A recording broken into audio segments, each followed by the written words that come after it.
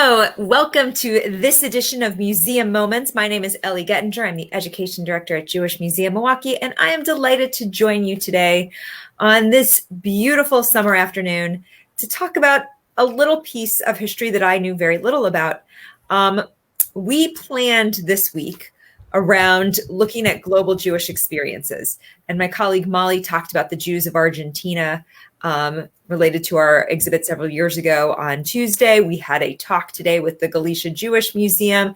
We explored Mexico this week with the consulate from the Mexican consulate in Milwaukee. And today we are going to explore Irish Jewish history. And I'm joined for this with with a fabulous intern who's been with the museum for about a year. She's actually, at this point, we've elevated her to volunteer.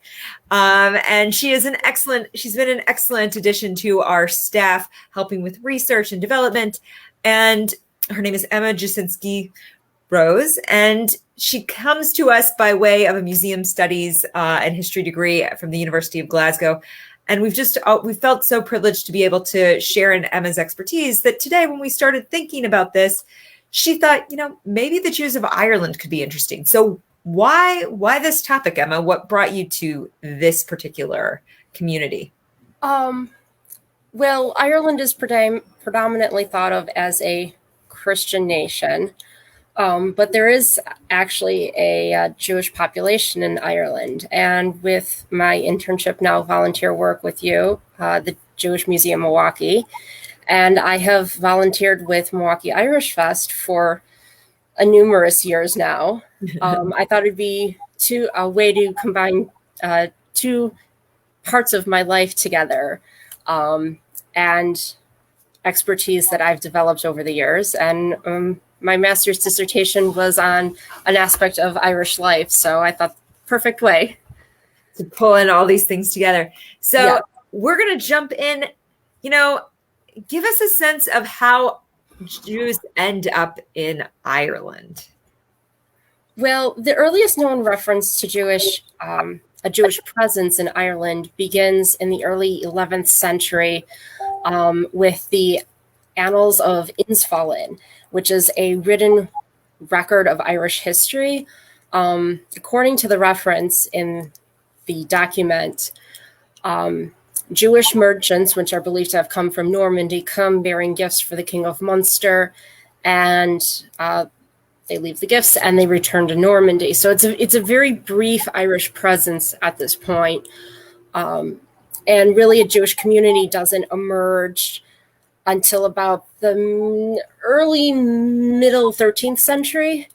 And the evidence for this comes from King Henry III of England when he appoints a man named Revel to the office of the custody of Judaism in Ireland, along with several other important titles, which are far too numerous to name.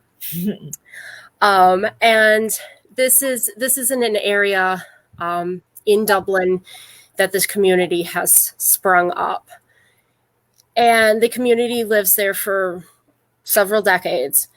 And then in 1290, when the Jews are expelled from England under King Edward I, because parts of Ireland are now under English control, including Dublin, where the majority of Jews have settled in Ireland, the Jews are expelled from both England and Ireland, which is very interesting because it's several hundred years later that in the late 15th century, another Jewish settlement springs up, this time in Southern Ireland. And it's because Jews have been expelled from Portugal under the Portuguese government that they have made their way to Ireland and settled here. And this is around the Cork area that they've settled. It's from this group of Jewish refugees, immigrants that have settled that a man by the name of William Innes, who's part of this group, eventually becomes the mayor of Youghal in County Cork in 1555, which is one of the earliest examples you have of a Jewish community in Ireland fully integrating into the wider Irish community. And that is unusual in broad global history too, at that point, to have a Jewish person taking a secular leadership position within a community and being elected, appointed to kind of head a township. Yes. And this, you see this continue throughout Irish history on and off. People of the Jewish faith being elected to office, whether it's mayor or treasurer or very different positions within the local government or wider government being elected to office. So in thinking about this, I mean, we have the expulsion, and this is a bigger expulsion. It's a British expulsion. I believe it's related to a blood libel case that happens in Britain. And the entire islands are kind of separated. Jews are exiled from all of those places. But it is interesting that the return of Jewish life into Ireland happens when another expulsion happens, when the expulsion from Spain and Portugal, that this becomes a place where they can go. I wanted to kind of get into some of those darker periods. I know we've talked about these expulsions. What else? Were there any other kind of things that struck you as challenging about Irish Jewish life? There's one other big instance that in my research kept reappearing, not in modern times, but in history. And that is what's referred to as the Limerick pogrom in 1904. Now, there are no deaths associated with this. And there was conflicting evidence whether there was any violence or not. There were a few sources that said, yes, there was violence, nowhere near on the scale that you see in Russia during this time. Mm-hmm. And this is at the same time. It's like 1903 that we're looking at. 1903, 1904. In fact, in one source, it says, in one case of the violence, the people who instigated it, people are actually arrested. Some of the people are put on trial.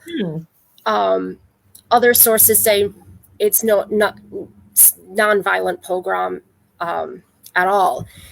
In all cases, though, they refer to it as a primarily economic boycott. And it's Limerick at this time is a very poor town. Most of the men are away in the army. It's a very bad economic situation for the town. And as in most cases, when new immigrants begin to arrive, and the established citizens sometimes feel threatened and tensions rise. A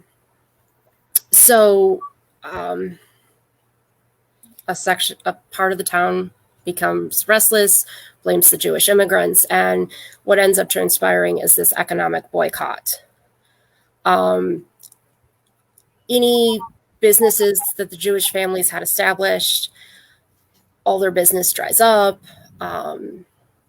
virtually overnight, and it becomes a bad situation for both sides. Because with the new wave of Jewish immigration, the town was actually starting to revive itself a bit. With the boycott, it was starting to fail again. The end result is the Jewish families become so destitute because of the boycott. All their source of living in that dry up, that the Jewish families of Limerick are forced to either leave for other parts of Ireland or to America. So in terms of, and I mean, I think this is a fascinating thing that it's called a pogrom, but it really is more in that kind of economic place. And it actually ends up adversely affecting the kind of broader economy of the town. It's not like, hey, we've limited this economy, we're limiting all the economy. There are some notable figures, Irish Jewish figures, that are pretty compelling. Can you share your thoughts on a couple of them? Yes. Probably the most famous Jewish family to come out of Ireland is the Herzogs, which is still a very noteworthy family in Israel. In fact, one of the articles I came upon referencing them referred to them as the Kennedys of Israel. I guess what you referred to as the head of the family, the patriarch, is Rabbi Herzog, who was born in Poland in 1888. He was raised in England, and then his first assignment as a rabbi is in Belfast in 1915. He eventually moves to Dublin and works in Dublin as a rabbi during a very tumultuous time as in Irish history all the way around.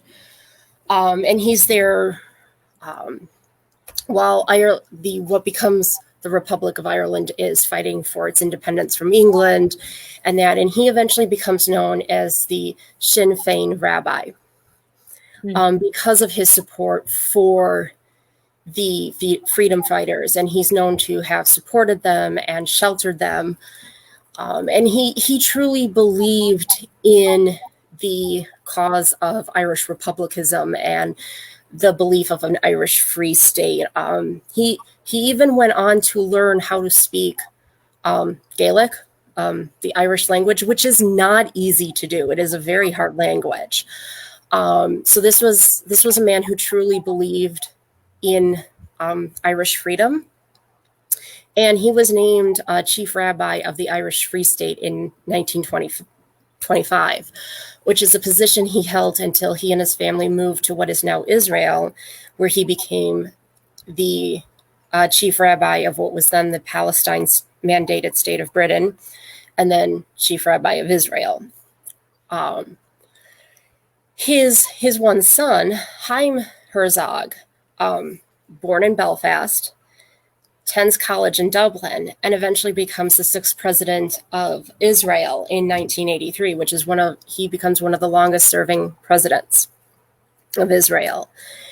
And the Herzog family as a whole, to this day, still, I guess you'd say, honors their Irish heritage.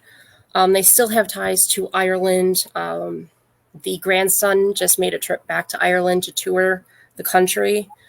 And before he died, former President Herzog is quoted as saying, let me get back to my quote here. Ireland had no history of anti-Semitism. And while I did not feel outcast, I did feel different. I think that really says something as Ireland as a whole towards the Jewish community, that there's no there's no anti-Semitism, but anti-Semitic community.